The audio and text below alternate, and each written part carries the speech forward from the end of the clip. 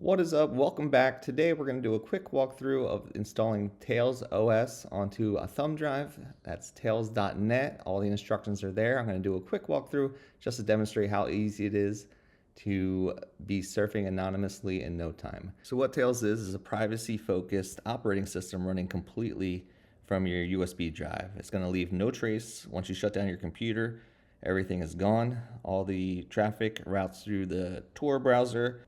And that's what you're going to need if you want to surf any .onion websites and get to the dark web.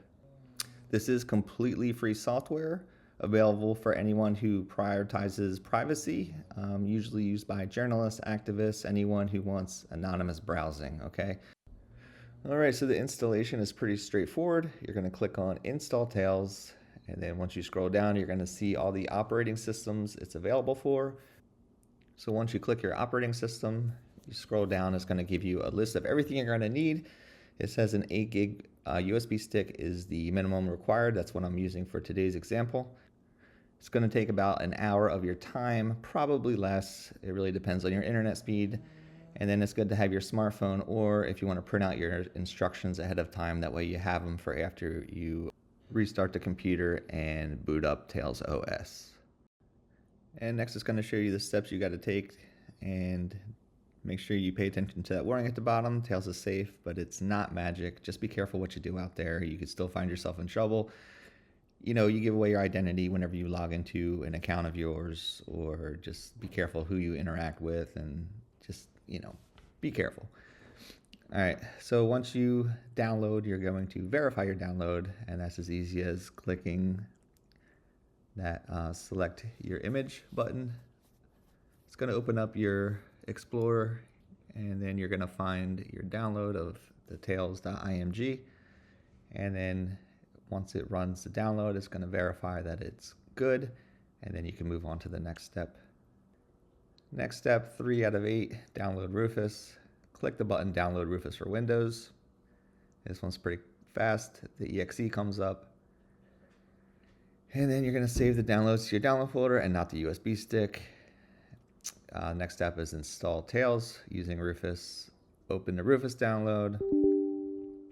You're going to click yes, and then it opens up the drive properties. So mine already says Tails because I already installed it. I'm just going to write over it right now. If it asks you to update a policy dialog, make sure you say no. Mine didn't. I think it did last time I did, so just be mindful of that.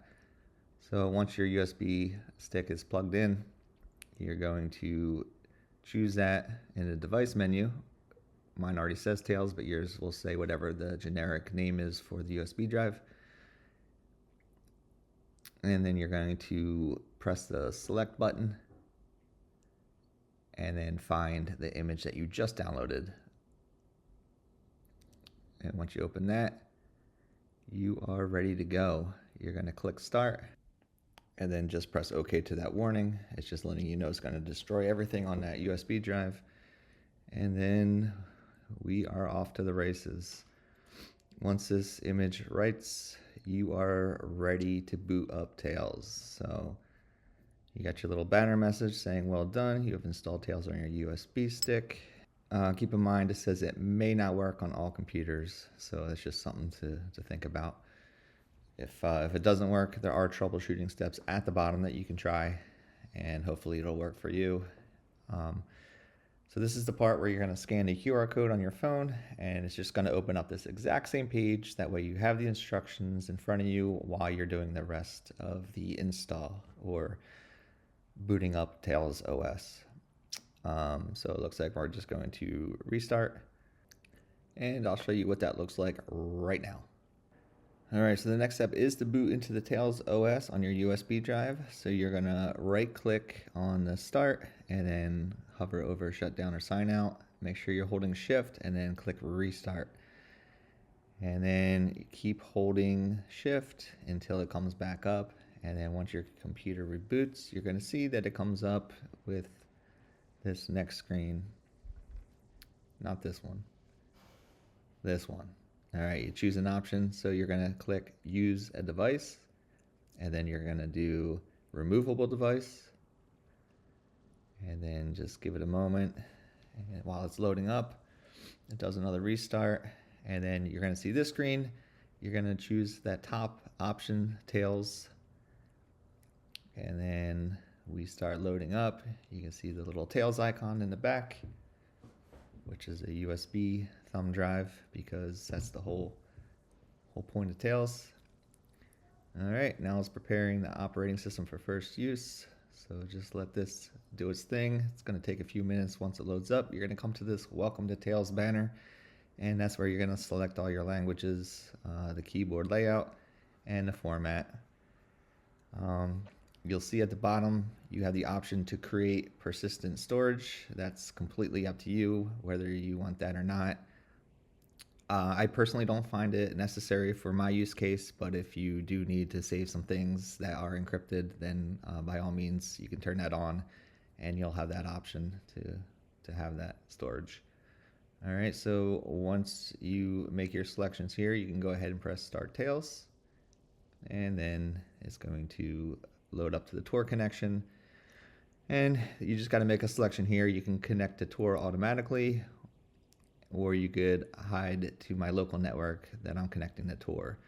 So it gives you a brief description of each. If you connect to TOR automatically, it's going to ask you if you want to configure a TOR bridge, and if you hit the little information button, it explains a little bit more about that.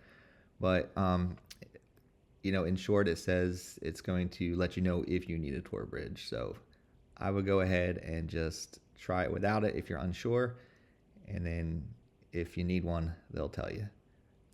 Your other options to hide from your local network. This is, it gives you a little description. If people are looking for things like that, then you'll want to hide the connection. But once you select it, you connect to TOR, and then this is going to load up.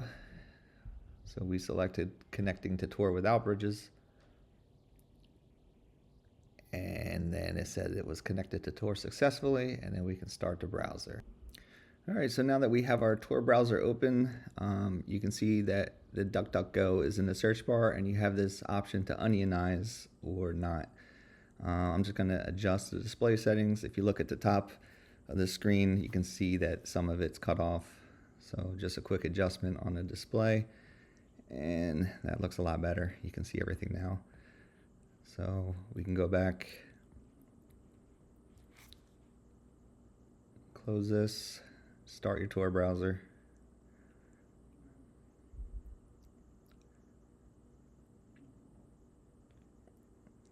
All right, and like I was saying, if you onionize DuckDuckGo, it just means you're going to be able to search through the TOR network instead of the duckduckgo.com. Everything will be invisible to your ISP. They'll just see that you're connected to the TOR network, not what you're searching.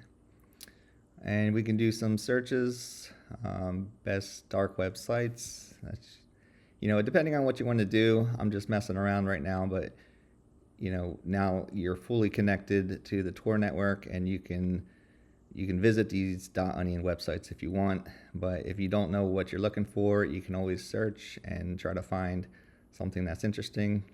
You can see the CIA actually has their own .onion website.